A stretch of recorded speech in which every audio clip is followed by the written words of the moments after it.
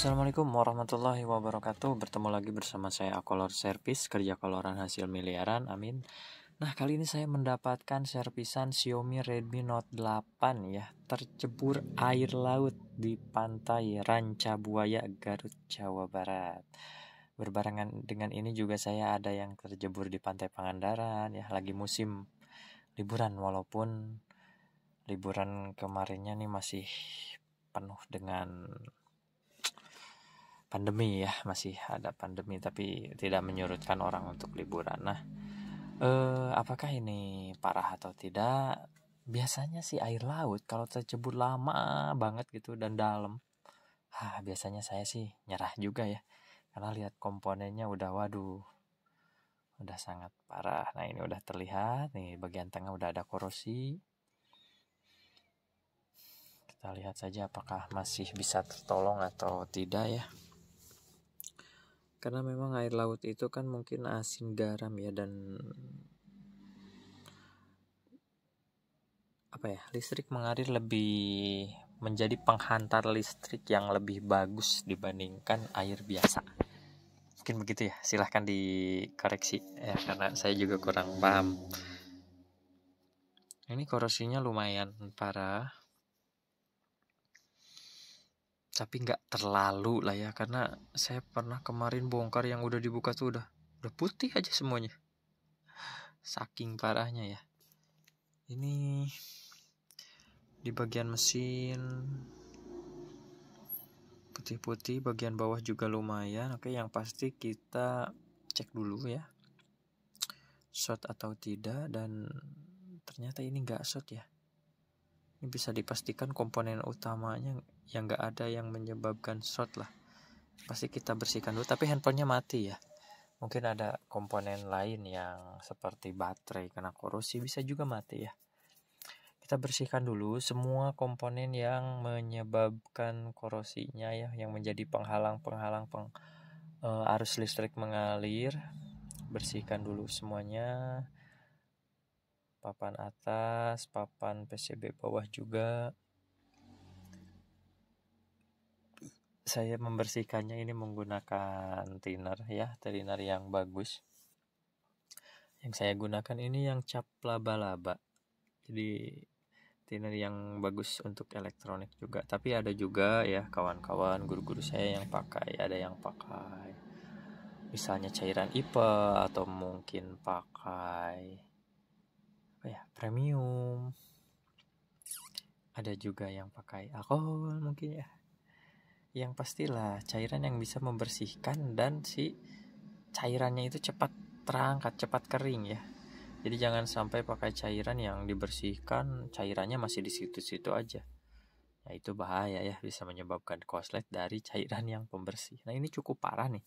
Bagian bawah ini cukup parah, dipastikan kita akan ganti ya kalau misalnya ini tidak bisa dipastikan, kita harus ganti. Juga untuk komponen tadi ya, backdoor.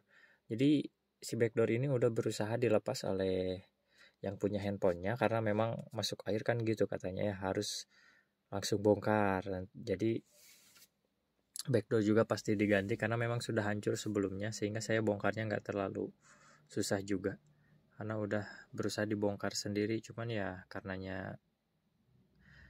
di pantai gitu kan, dengan alat sederhana mungkin nyari konter juga susah ya, akhirnya dibawa balik juga ke Bandung. Nah, nunggu perjalanan dari Ranca Buaya Garut ke Bandung itu kan cukup lama, sehingga korosi semakin parah dan menyebabkan handphonenya mati total ya. Padahal kalau baru kejebur langsung dibongkar gitu ya, ada konter terdekat. Nah, itu kemungkinan berhasilnya lebih tinggi ya, karena cairan korosi juga belum terlalu menyebar. Nah, ini untuk subboard atau PCB bawah, kemudian juga fleksibel board to board ya, untuk yang menyambungkan PCB bawah dan atas juga udah diganti. Kita akan coba cek untuk fleksibel LCD dan lain-lain. Alhamdulillah ini aman ya. Biasanya saya ngerjain yang kena air, kadang ada yang putus harus jumper. Aduh, lumayan agak susah. Ini masih apa ya, kalau kata bahasa Sunda masih milik lah ini ya. Masih milik nih handphonenya, nggak terlalu kenapa-napa dah. Alhamdulillah ya, menyala. Tapi belum tentu ya fungsi yang lainnya, touchscreen, jalan atau enggaknya, kemudian juga sinyal, kamera, dan lain-lain. Kena air itu seperti itu ya, kita tidak bisa memastikan semua komponennya berjalan. Untuk video ini pun sebenarnya pengambilan videonya berjam-jam ya. Ini saya persingkat, sangat-sangat persingkat, karena memang kalau durasi terlalu lama, aduh, lama juga editnya. Nah, ternyata handphone menyala tapi mati lagi. Oke, ternyata hanya baterainya. Mudah-mudahan hanya baterainya ya, nggak terjadi benar-benar cuman hidup mati lagi, hidup mati lagi. Oke, kita cas dulu, kemudian kita coba nyalakan lagi, kita tes pakai handphonenya bisa nyala dengan normal. Loh, kok tampilannya begini ya? Ini pasti sama konsumennya mungkin udah dicoba diutak-atik dulu ya sebelumnya ya. Oke, kita coba lanjut saja. Ya udah coba diutak-atik pasti ini, sehingga udah di hard reset mungkin ya, jadi air lautnya bisa keluar mungkin, atau nggak tahu lah, karena memang saya tidak melakukan flash atau reset pada handphone ini ya. Tapi setelah menyala handphonenya masuk tampilan awal seperti setelah di reset seperti ini. Oke, handphonenya masuk, sentuhnya jalan, dan ternyata si handphonenya ini volume up-nya nggak jalan ya. Efek korosi juga tadi, padahal saya udah jumper, udah sambungkan itu, tapi tetap nggak jalan. Oke lah, kita ganti saja biar cepet ya. Kita ganti saja biar cepet. Kemudian kita tes lagi lah, beginilah ya. Handphone kena air itu tidak bisa dipastikan.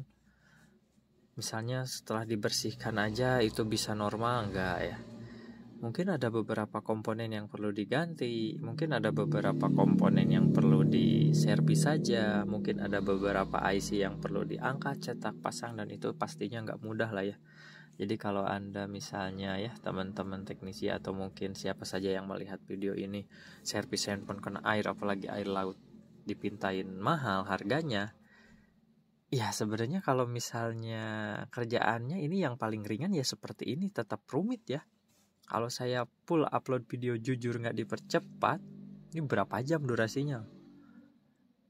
Apalagi kalau misalnya pas dicek awal koslet harus nyari dulu komponen yang shortnya. Waduh, cukup ribet lah ya. Belum lagi kita harus ganti part, harus belanja dulu part. Belanja online maupun offline juga butuh waktu. Ini adalah seringan-ringannya kasus kena air laut ya. Yang saya temui ini yang sangat ringan, nggak sampai ada jalur yang dijumper, nggak sampai ada IC yang diangkat, cukup ringan, sangat-sangat ringan pun ya tetap seperti ini ya. Apalagi yang beratnya mungkin bisa berhari-hari nyelesainnya ya. Bayangkan kan Anda cuma bayar sekian ratus ribu, nunggu hasil enak, yang ngerjain tuh bisa begadang-begadang, bisa sakit-sakit, bisa sampai tipes. Curhat dikit lah ya. Oke, kita akan tes ya. Nah ini backdoor barunya, jadi kita tinggal lem saja, kita tes tombol volumenya, udah berjalan. Oke, sip.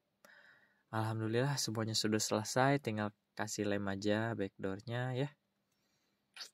Kemudian seperti biasa kita kasih karet saja dan tunggu sekitar 1 jam sampai lemnya kering dan siap dibawa oleh user ya.